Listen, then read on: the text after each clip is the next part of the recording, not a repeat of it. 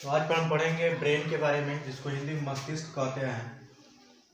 देखेंगे ब्रेन जो है, ब्रेन क्या होता है। ब्रेन जो है सबसे पहले देखा जाए तो हमारे शरीर का कंट्रोलर होता है, यानी कि जितने भी हम शरीर को कंट्रोल कर पाते हैं या जो कुछ भी सोचते हैं, जो कुछ भी करते हैं, सब ब्रेन के यानी मस्तिष्क के द्वारा ही करते हैं। तो इसी ब्रेन के बारे में यानी मस्तिष्क के बारे में आज हम पढ़ेंगे। सबसे पहले मस्तिष्क के देखेंगे भाग। मस्तिष्क जो है कहाँ पे होती है, कहाँ पे यह स्थित होती है, इसका काम क्रिया को देखेंगे कैसे यह काम करता है। सबसे पहले देखेंगे कि मस्तिष्क जो होता है, मस्तिष्क जो है कहाँ पे रहती है। तो मस्तिष्क को याद रखिए, मस्तिष्क का स्थान जो होता है खोपड़ी में। कहाँ पर होता है? खोपड़ी में। याद रखिएगा, मस्तिष्क जो रहती है खोपड़ी में। अब खोपड़ी जो होता है, जो हमारा सिर है यहाँ पर, इसे हम बोलते हैं खोपड़ी। यह हमारा क्या है? खोपड़ी है। तो इसी के अंदर जो है ब्रेन पाया जाता है। ब्रेन यानी मस्तिष्क रहता है।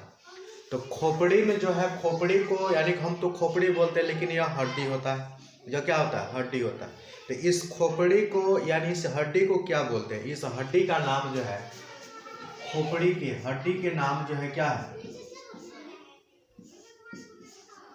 क्रेनियम। क्या नाम है?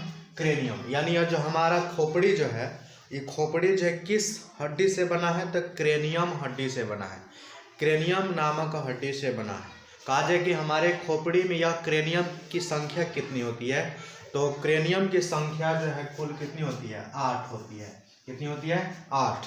यानी जो हमारा खोपड़ी है, जो क्रेनियम नामक हड्डी से बना है, उस हड्डी की संख्या कुल कितनी है? 8 है। यानी 8 क्रेनियम है।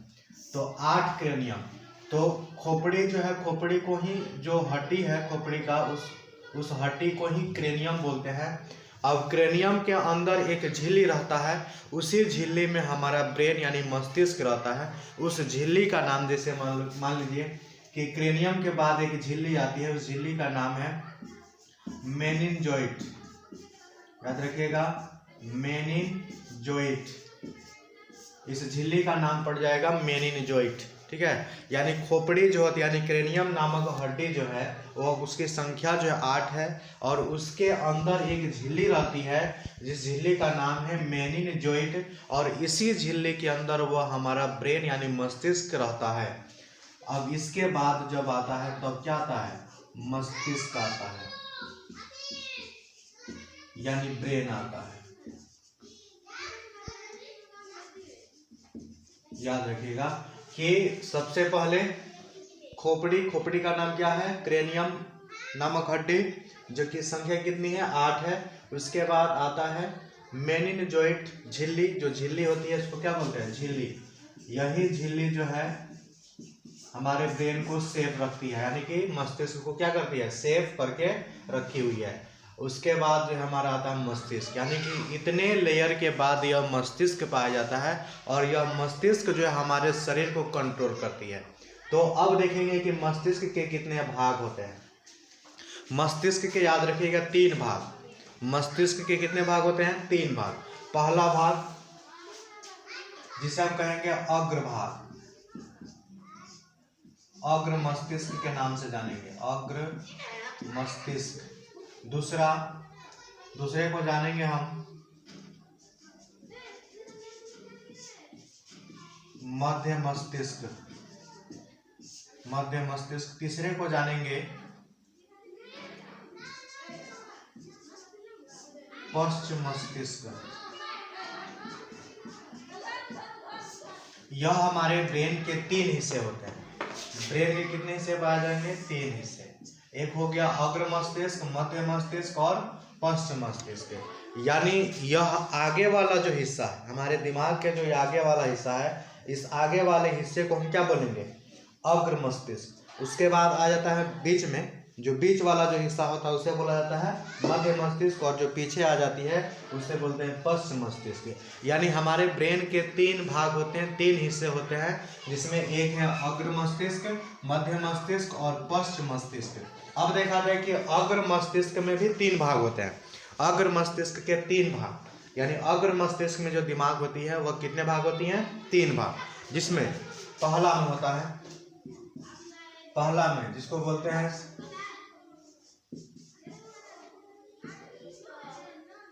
Cerebrum, cerebrum. उसके बाद दूसरा है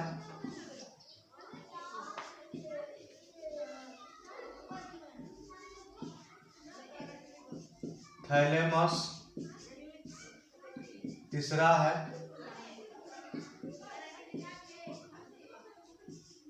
हाइपोथैलेमस, थैलेमस। यह 3 भाग होते हैं अग्र मस्तिष्क के। याद रखिए, अग्र मस्तिष्क के 3 भाग, सेरिब्रम, थैलेमस और हाइपोथैलेमस। तो सेरिब्रम जो होते हैं पूरे दिमाग का सबसे बड़ा हिस्सा होता है। सेरिब्रम जो है दिमाग का सबसे बड़ा हिस्सा, यानी जितने भी हमारे दिमाग हैं, अग्र मस्तिष्क, मध्य मस्तिष्क, पश्च मस्तिष्क, इसमें सबसे बड़ी हिस्सा जो होता है सेरिब्रम का होता है। किसका होता है? सेरिब्रम का। याद रखिए, सेरिब्रम का कुल हिस्सा जो होता है, कुल हिस्सा यानी कि यह 2/3 भाग, यानी कहने का हुआ 66% भाग जो है होता है सेरिब्रम का। यानी कुल दिमाग का सबसे बड़ा हिस्सा किसका होता है? सेरिब्रम का, यानी कि 2/3 या बोलिए 66%, यानी 66% जो है कुल दिमाग का कौन होता है? सेरिब्रम होता है। तो सेरिब्रम जो होता है 66% का होता है। यानी हम कह सकते हैं कि अगर कहा जाए कि बताइए दिमाग के सबसे बड़ी हिस्सा किसकी है, तो सेरिब्रम की है। किसकी है? सेरिब्रम की। अब सेरिब्रम को हम क्या कहेंगे कि सेरिब्रम जो होता है हमारा मेमोरी होता है, यानी सबसे बड़ी दिमाग का कंट्रोलर जो होता है कौन होता है? सेरिब्रम होता है। यानी कहने का अर्थ हुआ जो कुछ भी हम लोग सीखते हैं, या हमारा अतीत हो या भविष्य के बारे में सोचते हैं, बीता हुआ कल हो, या जो कुछ भी हमने सीखा आज तक स्कूल में, घरों पर, खेल के मैदान में, जो कुछ भी हमने सीखा उस सभी चीज़ को डाउनलोड करके रखता है कौन? सेरिब्रम। यानी कि हमारे यादों को सुरक्षित करके रखता है। जो हमारा समय बीता हुआ है, जो हमारा समय बीत चुका है, उन सभी चीज़ों को याद करके रखता है कौन? सेरिब्रम। इसलिए इसको कहा जाता है माइंड ऑफ चिप्स, यानी कहने का अर्थ दिमाग का मेमोरी। किसे कहेंगे? दिमाग का मेमोरी। तो सेरिब्रम को कहेंगे। किसको कहेंगे? सेरिब्रम को। क्योंकि इसका काम ही है हम जो कुछ भी सीखते हैं या जिसको याद करते हैं उन सभी चीज़ों को याद करके रखना, डाउनलोड करके रखना, इसको क्या कौन है? सेरिब्रम। याद रखिएगा कि जो कुछ भी अगर हम नहीं भूलते हैं, अगर हमने कहा कि अगर जो हम अपने मतलब किसी भी दोस्त बंधु हो या घर के लोग हों, घर के सदस्य हैं, उन सभी को हम अपने आप से क्या करते हैं? दिमाग में, माइंड में सेट करके रखें, सेव करके रखें। अगर हम किसी को अपना अगर उसका नाम लेते हैं अपने दिमाग में, तो तुरंत हमारे आंखों के सामने उसका फोटो आ जाता है, यानी कि चित्र आ जाता है। कहने का अर्थ हुआ उस सभी चीज़ को सजा करके रखा है कौन? सेरिब्रम। यानी जो कुछ भी हम लोग देखते हैं या किसी चीज़ को याद किए हुए हैं अभी तक या पहले से, जो शुरू से स्टार्टिंग हुआ है देखना या समझना, उन सभी चीज़ों को याद करके रखता है सेरिब्रम। इसलिए इससे मेमोरी कहा जाता है। दिमाग का मेमोरी कहते हैं सेरिब्रम को। किसे कहेंगे? सेरिब्रम को। तो कुल भाग कितना होता है? 2/3, यानी कि 66% जो है यह होता है दिमाग का। अग्र मस्तिष्क का सेरिब्रम जो है 2/3 यानी 66%। याद रखिएगा कितना परसेंट? 66%। उसके बाद देखेंगे थैलेमस। थैलेमस का काम क्या है कि थैलेमस की क्रिया जो है यह हमारे एक्सटर्नल, यानी कि कहने का तो जो बाहरी से क्रिया होती है, यानी हमारे शरीर में जो बाहर से क्रिया होगी, किसमें? थैलेमस में। थैलेमस में जो हमारे शरीर के बाहर से क्रिया होगी, यानी कि जैसे अगर हमें ठंड लगता है या गर्मी का एहसास होता है, ताप लगता है बाहर से, सूर्य का प्रकाश जब अगर अधिक ताप देता है तो हमको गर्मी का एहसास होता है। तो या जब अधिक ठंड रहता है, अभी ठंड का मौसम है, जब अधिक ठंड रहेगा तो ठंडा का एहसास करेगा। जैसे ही हम कंबल ढक के सोते हैं, अगर रात में अगर हाथ बाहर आ जाता है, पैर बाहर ना आ जाता है कंबल से, तो हमें ठंडा का एहसास होता है। तुरंत उस चीज़ को कंट्रोल करके हमें सूचना प्रदान करती है कौन? थैलेमस। यानी थैलेमस का यही काम है, जो बाहरी वातावरण के द्वारा जो हमारे शरीर से बाहर से जो होने वाली क्रिया है उस क्रिया को बताता है, यानी दर्शाता है। कौन दर्शाता है? थैलेमस। ठीक है। ताप, जैसे मान लें कि यहाँ पे हम बता सकते हैं गर्मी के बारे में बताएगा, गर्मी, ठंडा, ठीक है, इस सब के बारे में हमको नियंत्रित कर लेगा। मतलब बाहर से एक्सटर्नल क्रिया यानी बाहर से होने वाली क्रिया को दर्शाता है थाइलेमस, ठीक है। इसके बाद आता है हाइपोथैलेमस। तो हाइपोथैलेमस की क्रिया क्या है? हाइपोथैलेमस की क्रिया है हमारे शरीर के अंदर से होने वाली क्रिया यानी इंटरनल मतलब अंदर, क्या होता है, अंदर से होने वाली क्रिया को दर्शाएगी, जिसमें हम अंदर से जो कुछ भी हमें अंदर से एहसास होता है हमारे शरीर, जैसे फेफड़ा हमारा शरीर के अंदर है, हृदय हमारे शरीर के अंदर है, पाचन तंत्र हमारे शरीर के अंदर है, तो वह सभी चीज़ अगर उसमें मान लीजिए किसी कारणवश से अगर दर्द होती है या दर्द होगा, जैसे फेफड़ा दर्द कर रहा है तो अंदर से दर्द करेगा, तो हमें अंदर से एहसास कराता है हाइपोथैलेमस। हमें गुस्सा जो आता है, अगर अंदर से गुस्सा आ रही है बहुत तेज गुस्सा आ रही है, तो किसके कारण आ रही है? हाइपोथैलेमस कारण। जितना ही हाइपोथैलेमस अगर एक्टिव होता है यानी सक्रिय हो जाएगी, उतने अनुसार से हमारे शरीर में गुस्सा बढ़ेगा, और गुस्सा जब बढ़ेगा, अगर जितना ही यह हाइपोथैलेमस एक्टिव होता है, तो बाकी अन्य दिमाग को थोड़ा कमज़ोर बना देता है, क्योंकि यह हाइपोथैलेमस की जब सक्रियता बढ़ जाएगी ना, और अधिक बढ़ जाएगी, तो बाकी अन्य दिमाग जो है उन सभी की क्रिया को क्या कर देता है, थोड़ा धीरा कर देता है, उसके कंट्रोलर को कम कर देता है। इसलिए ज़्यादा से ज़्यादा गुस्सा, किसी के ऊपर गुस्सा आना, किसी के ऊपर प्यार आना, किसी के ऊपर दया आना, किसी के ऊपर मतलब जो कुछ भी आना, अगर सुंदरता चीज़ को देख लेते हैं तो हम भावुक हो जाते हैं, भावुक हो जाएंगे। जैसे कोई भी सुंदर चीज़ है, अगर उसको हम देख लेते हैं तो अंदर से खुशी मिलता है, एहसास मिलता है। अगर अच्छा कोई दिख गया, चाहे अच्छा जो है अगर कोई काम कर रहा है, तो हम उसको जो बहुत अच्छा मानते हैं, खुशी जाहिर होता है। वह सभी चीज़ें जो होती है किसके द्वारा? हाइपोथैलेमस के द्वारा। तो हाइपोथैलेमस जो इन सभी क्रियाओं को करती है, यानी इंटरनल क्रिया यानी कि अंदर से होने वाली क्रिया, हमारे शरीर से जितने भी अंदरूनी क्रियाएं होती है उस सभी क्रियाओं को कौन दर्शाता है? हाइपोथैलेमस दर्शाता है, ठीक है।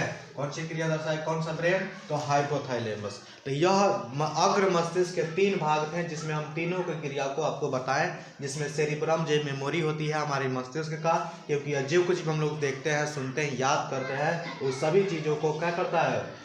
डाउनलोड करके रखता है। यानी कहने का अर्थ हुआ, अगर हम जो इसको किसी का देखे होंगे कि सेरिब्रम किसी कमज़ोर होता है, किसी का बहुत तेज होता है, जो पढ़ने में तेज होता है, कोई पढ़ने में कमज़ोर होता है, तो क्यों?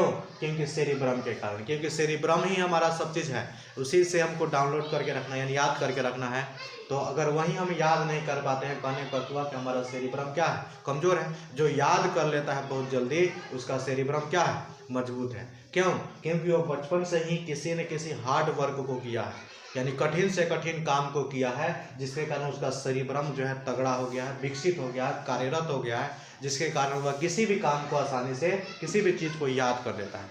अब जो हार्ड वर्किंग नहीं किया है बचपन से, उसका सेरिब्रम समझ लीजिए भोता है, यानी कि कहने का हुआ दिमाग जो है न के बराबर, यानी कि बकलोल तो बकलोले रहेगा। इस तरह से यह काम करेगा, ठीक है। तो अगर हम ज़्यादा से ज़्यादा काम करेंगे, ज़्यादा से ज़्यादा सोचेंगे, तो हमारा सेरिब्रम जो और एक्टिव होता है और उसकी सक्रियताएँ बढ़ती है, जिसके कारण वह हमारा सेरिब्रम और तेज होता है। इसलिए हम जब भी किसी चीज़ को याद करेंगे, तुरंत वह क्या कर लेगा? ऑब्जर्व कर लेता है, यानी कि तुरंत उसको याद कर लेता है।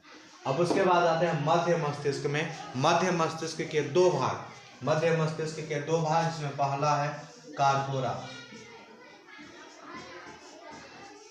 क्या है? कार्पोरा।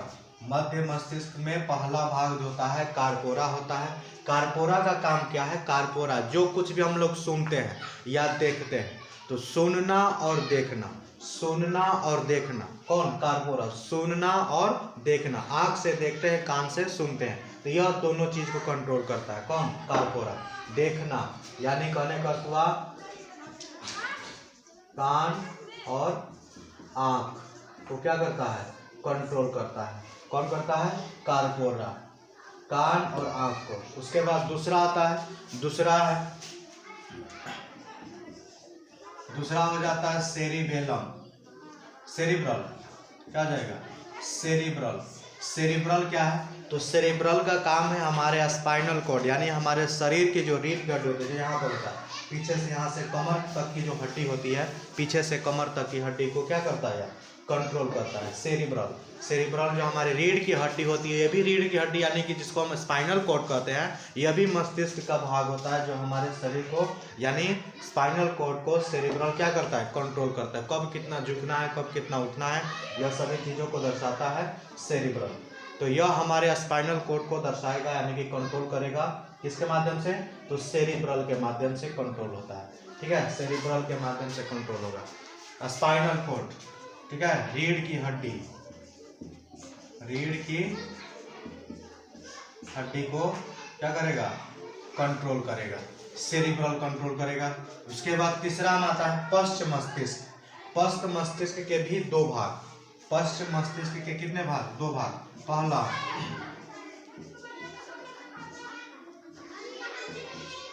सेरिबेलम, कौन हो जाएगा, सेरिबेलम। पश्च मस्तिष्क के भी दो भाग होते हैं जिसमें पहला होता है सेरिबेलम। जो सेरिबेलम का काम है हमारे शरीर को बैलेंस करना, शरीर को क्या करना, बैलेंस करना। जैसे हम अपने आप को शरीर को बैलेंस करके रखते हैं, कितना पर दौड़ेंगे कि नहीं गिरेंगे, यानी कि नहीं कोई एक्सीडेंट होगा, कितना पर साइकिल चलाएंगे कि नहीं एक्सीडेंट होगा। यानी कहने का अर्थ जब हम साइकिल चलाते हैं तो साइकिल चलाते समय अगर पतला सा रास्ता मिल जाता है, पतला सा रास्ता, तो पतला से रास्ते में जब साइकिल चलाएंगे तो हमारे शरीर को कभी कभी ऐसे किया जाता है कंट्रोल करने के लिए।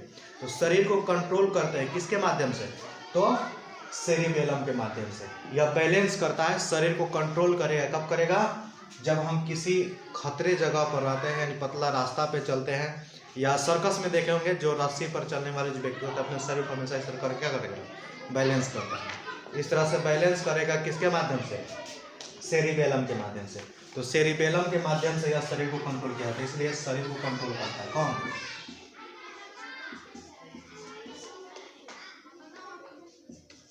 शरीर को कंट्रोल करता है सेरिबेलम। कौन करता है, सेरिबेलम। बैलेंस करता है, बैलेंस करेगा सेरिबेलम। उसके बाद दूसरा आता है मेड्यूला, मेडुला,